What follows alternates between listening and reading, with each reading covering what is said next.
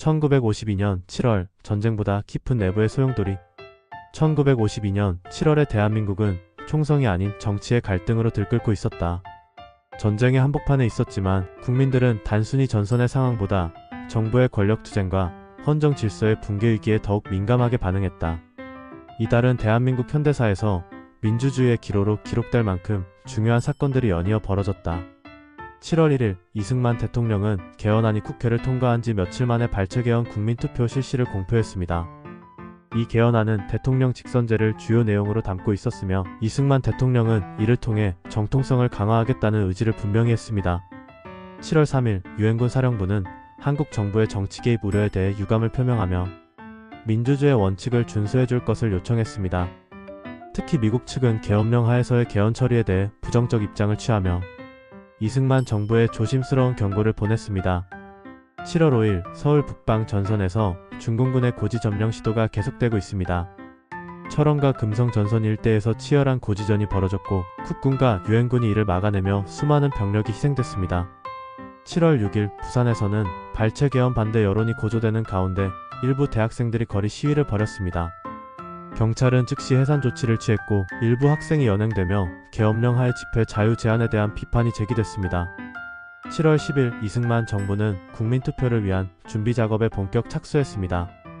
임시수도 부산뿐 아니라 피난지와 유엔군 통제 지역까지 포함해 전국적으로 투표소 설치 작업이 시작됐고 공무원들을 중심으로 선거 인력이 조직되었습니다. 7월 13일 강원도 양구 일대에서 북한군과 중공군의 포격이 이어지며 민간인 피해가 속출했습니다.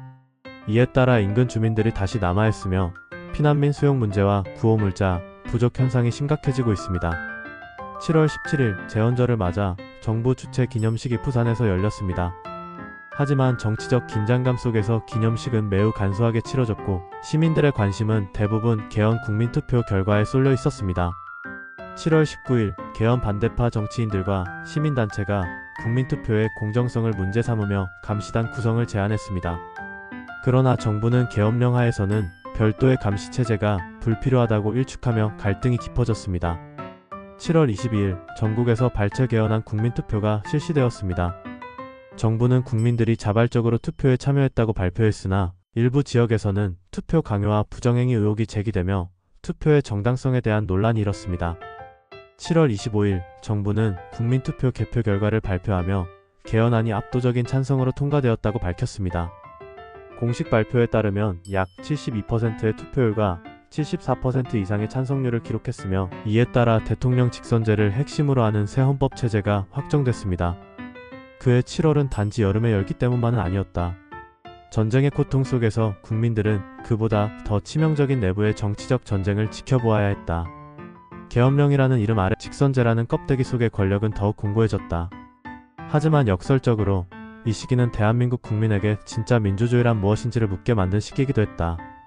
위 글은 일부 세부 사항은 해석에 따라 달라질 수 있으므로 100% 확정된 사실로 보기 어려울 수도 있습니다. 마지막으로 구독 부탁드립니다. 구독은 무료입니다.